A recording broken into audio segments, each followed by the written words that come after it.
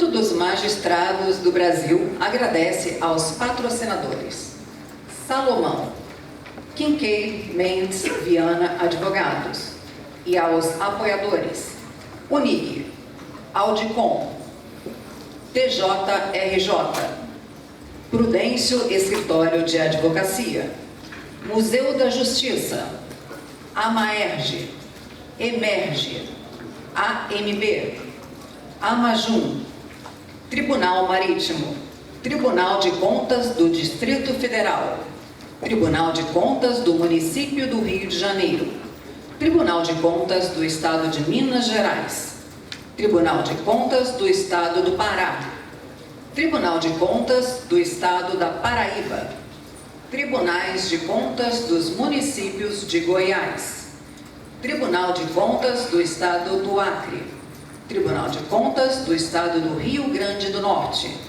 Tribunal de Contas do Estado do Paraná, Tribunal de Contas do Estado de Goiás, Conselho Nacional de Presidente dos Tribunais de Contas, OAB-RJ, ABAME, IMB Ensim. O Instituto dos Magistrados do Brasil, IMB, foi fundado em 15 de março de 1979 por um grupo de magistrados da primeira instância do Rio de Janeiro que tinha como ideal uma instituição que pudesse ser um fórum de debates e de cultura, pugnando por manter inalterável o prestígio do Poder Judiciário, a autoridade de seus membros e difundir o amor e respeito à justiça e ao direito. E, portanto, homenageamos e parabenizamos o IMB pelos seus 45 anos. Bem, e dando início aos trabalhos, convidamos ao palco o capitão dos portos do Rio de Janeiro, capitão de mar e guerra, Luciano Calixto de Almeida Júnior. Ele irá coordenar o painel 1.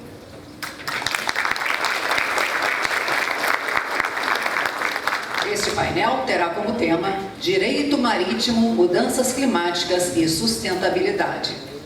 Ele abordará os impactos das mudanças climáticas nas operações marítimas, bem como a utilização de combustíveis alternados e implementação de tecnologias verdes para a redução de emissão por navios. Com a palavra o comandante Luciano Calixto. Bom dia, excelentíssimo senhor desembargador Peterson Barroso Simão, presidente do Instituto dos Magistrados do Brasil e vice-presidente corregedor do Tribunal Regional Eleitoral do Rio de Janeiro, por intermédio de quem cumprimento todas as autoridades já nominadas e os participantes deste importante simpósio de direito marítimo.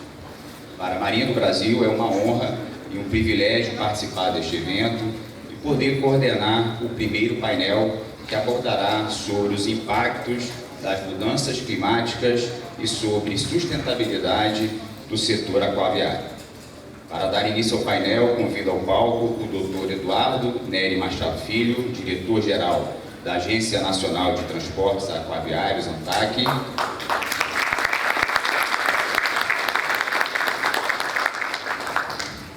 e o comandante Luiz Fernando Rezano, diretor executivo da Associação Brasileira de Armadores de Cabotagem, ABAC.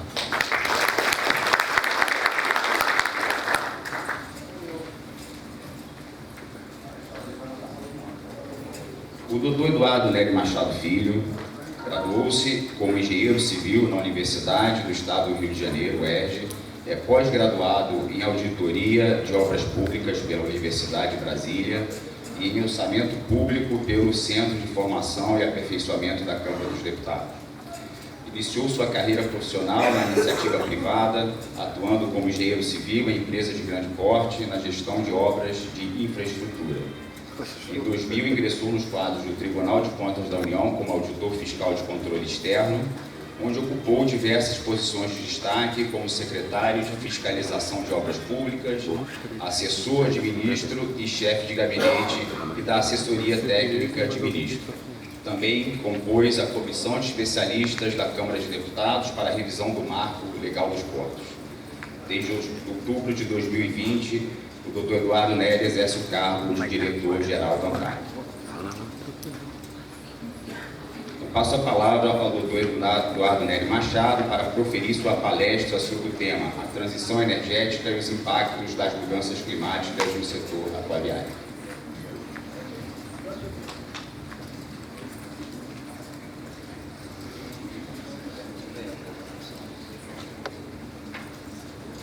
Bom, primeiro, desejar bom dia, saudar todos aqui, desejar um ótimo evento e agradecendo o convite do IMB, a figura do seu presidente, Peterson, saudar todos os demais aqui presentes, a figura da nossa deputada Célia Jordão, que apresenta força da presença feminina no desenvolvimento econômico, da economia do mar, saudar também aqui o nosso presidente do Tribunal Marítimo, Ralph, um grande parceiro da Agência Nacional de Transportes Aquaviários, nosso almirante André também, da DPC, Marinho, é uma grande parceira e irmã nos assuntos que envolvem não só o transporte de passageiros, transporte de cargas e tudo aquilo que move a economia do mar.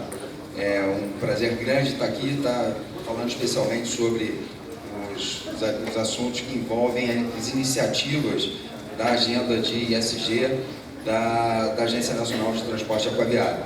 A ANTAC, ela sempre se caracterizou por ser uma agência que tratou dessa questão muito antes dela se tornar uma pauta econômica, uma pauta que hoje em dia ela captura a atenção de todos. Desde 2012 a agência já criou um índice de desempenho ambiental, ela foi precursora na criação desse índice, depois ela serviu inclusive de benchmarking para as outras agências também desenvolverem um índice inspirado no chamado IDA, Índice de Desempenho Ambiental, por meio do qual a agência, a partir de uma cesta de 38 indicadores, tem componentes físicos, químicos, socioambientais, ela consegue acompanhar a evolução do setor em relação à adoção das melhores práticas ambientais. Então, ao longo do ano, a gente pôde ver pela média das empresas como o setor ele foi se aperfeiçoando, foi incorporando melhores práticas e, com isso, a gente viu esse índice ele aumentar ao longo dos anos. Essa semana, tivemos até a feliz coincidência de realizar o Prêmio ANTAC, por meio do qual a agência ela busca reconhecer as melhores práticas.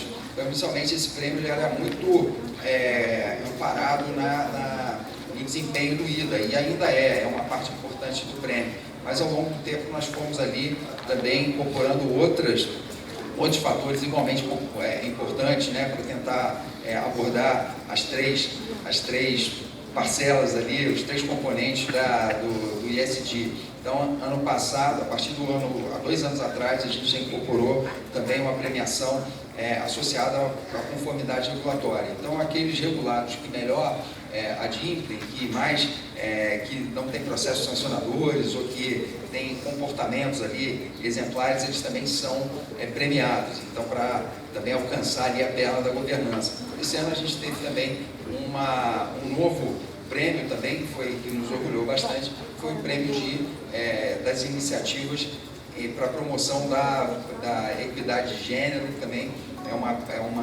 agenda que, no caso, a diretora Flávia Takafashi, somos 5 diretores na agência, para quem não sabe, eu sou o diretor-geral, temos mais 4 diretores, é um colegiado, nossas decisões são colegiadas, e temos uma diretora apenas no nosso board, e ela vem também liderando essa pauta, e esse ano nós fizemos esse reconhecimento também. Também reconhecemos iniciativas inovadoras, trabalhos técnicos científicos, e essa semana, na terça-feira, nós tivemos essa premiação, e que ela mostra o quão a agência valoriza essa pauta. Nós também temos uma agenda ambiental em que, a partir dela, nós também procuramos ali direcionar o setor para as melhores práticas ambientais. Então, na pauta eu vou destacar aqui alguns estudos que foram realizados e que entendemos como muito importantes dentro da transição energética, dentro da descarbonização e dentro das mudanças climáticas. Então, em 2022, nós concluímos um trabalho em parceria com a GIZ, Agência de Fomento Alemã, que foi um estudo voltado a diagnosticar os impactos das mudanças climáticas nos portos brasileiros. Então, foi um trabalho em que 21 portos públicos participaram desse levantamento. Foram identificados os principais riscos e ameaças dos nossos portos, das nossas operações portuárias. Então, nesse trabalho técnico foi definido que vendaval, tempestade e aumento do nível do mar seriam as três principais riscos e ameaças que deveriam ser considerados. Foi estabelecido um período, um horizonte de até 2050, então avaliamos como é que essas ameaças elas estariam sendo, como os nossos portos estariam expostos a essas ameaças em 2021, 2022, 2030 e 2050. A partir dali foi elaborado um ranking, né, dos portos que participaram, como é que eles estariam mais expostos a partir de indicadores de vulnerabilidade que foram estabelecidos, como é que os portos estariam ali expostos a esses riscos e ameaças. E a partir dali nós aprofundamos esse estudo em 3 portos, Rio Grande do Sul, Santos e Aratu, na Bahia, e propomos medidas de adaptação para que os portos pudessem enfrentar de maneira mais estruturada essas ameaças climáticas. Nesses 2 portos que fizemos o trabalho customizado, então fizemos medidas de adaptação, propomos medidas de adaptação específicas, né? Então essas medidas passavam tanto por medidas não estruturais, como por exemplo aqueles portos que já têm um comitê de crise instituído, ou então que já fazem um monitoramento meteorológico dessas ameaças, e também tinham medidas estruturantes que foram também identificadas e também propostas, como por exemplo aqueles portos que já tinham um sistema de drenagem adequado ao risco climático decorrente das tempestades e sistemas de VTS, VTMS também para auxiliá-los. A estrutura do cais já também adequada para um possível aumento do nível do mar. E, por fim, nós elaboramos um guia orientativo para que aqueles portos que não foram contemplados nesse levantamento customizado, eles pudessem fazer esse trabalho por seus próprios meios. Esse foi um trabalho importante. Uma das primeiras conclusões foi que os portos não estavam se preparando para os riscos climáticos que já estão acontecendo nos dias de hoje, que todos nós aqui não podemos nos enganar que eles vão ser cada vez mais intensos e severos. A gente tem que estar preparado, né? Vem aí as medidas de descarbonização para reduzir o aumento da temperatura global e evitar, né, que esses riscos se imponham de maneira ainda mais severa, mas ao mesmo tempo a gente tem que ter já medidas de adaptação já preparadas. Então, quando a gente vê esse ano a crise que a gente teve lá na região norte, a crise hídrica, a gente teve foi a pior série histórica de todos os tempos. Na verdade, ano passado a gente já tinha tido a pior série histórica e esse ano a gente teve ainda mais de 1 metro, quase 1,5 metros a menos de água do que tivemos ano passado. Então foi uma situação terrível. Isso fez com que a agência tivesse que se valer de medidas regulatórias para poder fazer com que as mercadorias continuassem a circular. Então, algumas dessas medidas que eu posso aqui apresentar foram flexibilização do afretamento por tempo. Então, as empresas a navegação de cabotagem para a movimentação de contêineres têm limitações para fazer o afretamento por tempo. Nós flexibilizamos naquele momento, né, para que pudessem ser afretadas embarcações de menor porte, que pudessem calar menos e assim você viabilizar o transporte naquele momento. Nós flexibilizamos também a movimentação de cargas por meio de portos flutuantes. Então, instalações flutuantes foram disponibilizadas ali na região norte para que as empresas de cabotagem elas pudessem fazer o transbordo de carga, principalmente container, né? Fizesse o transbordo de carga e seguisse até os seus portos, até o seu destino final, por meio de balsas que cala 3 metros, enquanto as empresas ali precisariam de 9, no mínimo ali 8, 9 metros para poder viabilizar o transporte mínimo dessas cargas. Então essas medidas a ANTAQ procurou fazer e flexibilizar transporte também, escalas operacionais de transporte de passageiros, tudo para enfrentar esse período crítico. Claro que isso tem um custo associado e a agência muitas vezes é questionada porque empresas e terminais criam taxa de seca nesse período.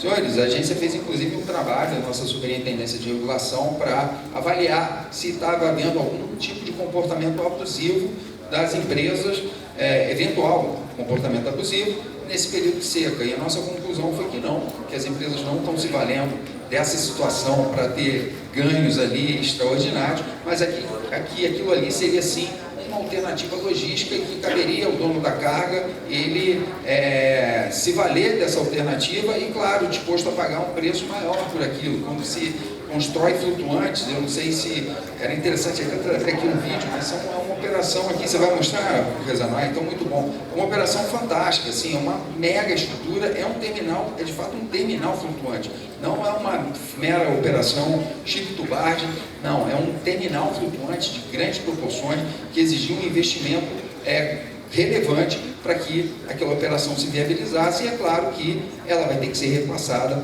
para o usuário final. E dentro dessas ações, agora, mas isso sempre nos surpreende, né? Eu lembro que a crise foi tão intensa que a gente tem situações de transporte, de travessias, principalmente ali entre Manaus e Careiro da Várzea. Nós temos uma travessia importante de veículos e de passageiros e que, em função da crise hídrica, você não tinha mais ponto de atracação, né? O lugar de embarque principalmente dos caminhões, ele já ficou dentro do leito do rio e ele teve que haver uma ação, no caso do DENIT, para poder preparar aquela área de embarque para que o fluxo, né, de embarque e desembarque dos veículos ele pudesse ocorrer de maneira eficiente. Aquilo ali chegou a um ponto de ter fila de 7 quilômetros. A agência foi provocada, né, a própria bancada da região norte nos procurou, imagina a situação de pessoas ficando 2 dias na fila, e nós prontamente também aumentamos, flexibilizamos, havia uma resolução, porque ali tem uma limitação para o número de balsas que podem operar naquela travessia, mas nós flexibilizamos, permitimos, né, tiramos essa restrição, permitimos que mais 2 operadoras pudessem ali operar, porque além da crise hídrica ter criado essa dificuldade no acesso, ela aumentou o volume de caminhões na travessia, porque o Rio Madeira ele ficou sem operação e a carga que estaria sendo transportada pela hidrovia, ela passou a se utilizar da rodovia, porque a BR-319, no período de seca, ela aproveitava boas condições de tráfego, enquanto a hidrovia ela ficou sem condição, a BR-319 ela jogou um volume muito grande e nós tivemos que fazer essa ação imediata e em uma semana nós acabamos com todas as filas, graças a um trabalho integrado com o DENIT, que fez um trabalho muito bom ali de recomposição dos embarques, da Polícia Rodoviária Federal e sempre da nossa Marinha, da nossa Capitania dos Portos aqui. Eu comentei aqui o deslize de não saudar aqui o Capitão Calixto e o Rezana aqui, meus companheiros de debate aqui, mas sem isso não teria se viabilizado. E dentro desse contexto de descarbonização, a agência tem outros trabalhos aqui importantíssimos. Com a GIZ, a gente acabou de terminar um primeiro eixo, um estudo que ele busca identificar como está a preparação dos nossos portos para a transição energética. Os nossos portos estão preparados para receber as embarcações que vão trafegar com combustíveis menos poluentes, como está a situação dos nossos portos em relação ao suprimento de energia elétrica para as embarcações que já estão adaptadas e que não vão mais precisar de ficar queimando óleo diesel enquanto atracadas, mas para isso ela vai precisar dessa solução de eletrificação do cais, e também como a nossa indústria, nosso setor, nossa infraestrutura portuária e nosso setor de navegação, ele vai estar preparado também para atender a cadeia do hidrogênio verde. Os nossos portos e as nossas empresas de navegação são fundamentais, por exemplo, para a implantação dos parques eólicos offshore. Sem uma infraestrutura portuária, empresas de navegação que possam atender esse segmento, nós não vamos ter esse nosso potencial gigante que o Brasil apresenta sendo aproveitado, né? E a gente uma discussão importante, ainda mais no momento que o setor de óleo e gás também no Brasil ele continua aquecido e que essas empresas, boa parte da frota, elas atuam no mesmo segmento, né? Então a gente vai ter que se planejar para isso. Fazendo uma visita, eu lembro, isso é algo que no Brasil a gente precisa avançar muito a questão do planejamento, né? Dentro dessa pauta de entender melhor como é que os outros países estão se planejando para desenvolver a indústria do hidrogênio verde, implantar os parques eólicos offshore. Tive a oportunidade de fazer uma visita nos países do Reino Unido, Escócia e Inglaterra, que são muito avançados em relação à implantação dos parques eólicos offshore, e ali o planejamento deles, eles já estão mapeando os gargalos na cadeia, por exemplo, cadeia de suprimento, necessidade de capacitação de mão de obra, isso até 2040. Então, assim, eles já sabem que em 2030 eles vão ter esse gargalo aqui de falta de trabalhadores qualificados, falta problemas na cadeia de suprimento, e aqui a gente ainda está discutindo o marco legal. Então, assim, a gente precisa dessa virada de chave. Outro trabalho, né, outro que também a agência vem fazendo aqui, importantíssimo em relação à descarbonização, é que para que a gente possa saber se estamos no caminho certo da descarbonização, o primeiro passo é medir as nossas emissões. Então, a gente está dentro da agenda ambiental também com um inventário de emissões de carbono. Inclusive, né, a Transpetro tem sido parceira, a gente tem conversado, a gente vai entregar uma primeira fase agora, já até o final do ano, começo do ano que vem, a gente já está na fase de validação, que é fazer o inventário setorial de emissões do setor de navegação, do setor aquaviário, né? O setor aquaviário vai englobar, obviamente, navegação e o setor portuário e, obviamente, dentro das emissões indiretas também, o transporte terrestre para que essas mercadorias acessem os nossos portos. Então, nessa primeira fase, a gente vai apresentar o inventário da navegação interior e de cabotagem. Longo curso é uma conta à parte, está dentro da IMO, a IMO é que faz essa regulação, vamos dizer assim, esse monitoramento das emissões decorrentes do transporte marítimo do longo curso. Num primeiro momento, nosso inventário vai estar focando agora na navegação interior e cabotagem. E aí, numa segunda fase, já passaremos ali com parcerias já estabelecidas, né, já em fase de conclusão com CNI, CNT, para fazer também portuário e depois até a parte terrestre. Com isso, a gente vai ter condições mais claras de tanto Ministério, Congresso, Assembleias, Parlamentos fazerem políticas públicas, né, voltadas para o atingimento dessas metas de descarbonização, como a própria agência vai poder se valer de regulação. E regulação, inclusive, regulação com incentivo, né, por boas práticas, a partir de selos verdes, não necessariamente já se valendo de sanção, até porque é algo muito novo. Um dos maiores desafios para que nós tenhamos, por exemplo, né, a descarbonização dos portos, que passa pelo suprimento de energia elétrica, passa por receber embarcações que atracam com combustíveis menos poluentes, ainda é muito incipiente. Isso depende de incentivos, é claro. Tem o custo da descarbonização e os estados têm que estar dispostos a pagar esse custo, né? Então, isso passa por incentivos fiscais, isso passa por simplificação da regulação. É algo complexo, mas todos têm que enfrentar, e dentro de uma política de transição energética. É óbvio que não vamos ter como virar a chave hoje em dia, quando o nosso levantamento já mostrou que das embarcações que estão encomendadas hoje em dia, 83% ainda elas são movidas a combustíveis fósseis. Elas não são movidas a fontes renováveis de energia. Então, é claro que isso é um caminho. O Brasil já tem uma matriz energética muito limpa, né? Então a gente tem que ver as nossas emissões de maneira geral. Mas só para concluir aqui, que meu tempo já esgotou, eu queria dizer que também dentro da pauta da descarbonização, a agência vem trabalhando de maneira prioritária e com muita energia, muito empenho no desenvolvimento das nossas hidrovias. Então, não há como se falar em descarbonização sem destacar a necessidade de desenvolver esse modal.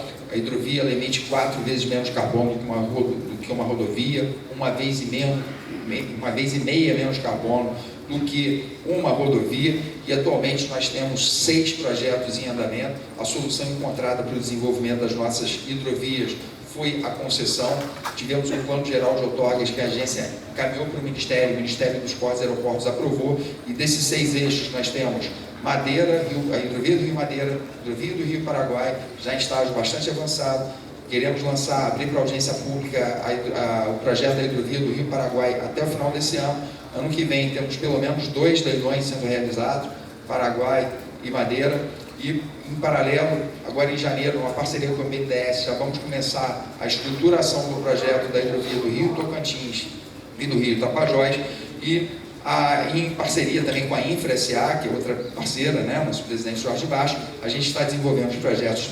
Infra SA já está do Rio Madeira, do Rio Paraguai, e também vai fazer os estudos da Barra Norte, que é a nossa saída das nossas exportações pelo Oceano Atlântico, e com isso, e para finalizar, a hidrovia Brasil-Uruguai, que liga a Lagoa Mirim à Lagoa dos Patos. Então, é a última fronteira de desenvolvimento da nossa infraestrutura, precisamos desenvolvê-lo para escoar esse volume enorme, mais de 1.300 bilhões de toneladas que movimentamos anualmente, mais de 70% é de commodities. Então, precisamos ter uma infraestrutura de transporte adequada do ponto de vista econômico e que, do ponto de vista ambiental, é incomparavelmente a mais vantajosa. Então, desculpa, capitão, por ter excedido um pouco o meu tempo, mas queria mais uma vez agradecer o MB, na figura do seu presidente, Peterson, e a oportunidade de estar aqui compartilhando um pouco dessas iniciativas da ANTAC nas questões ambientais. Muito obrigado.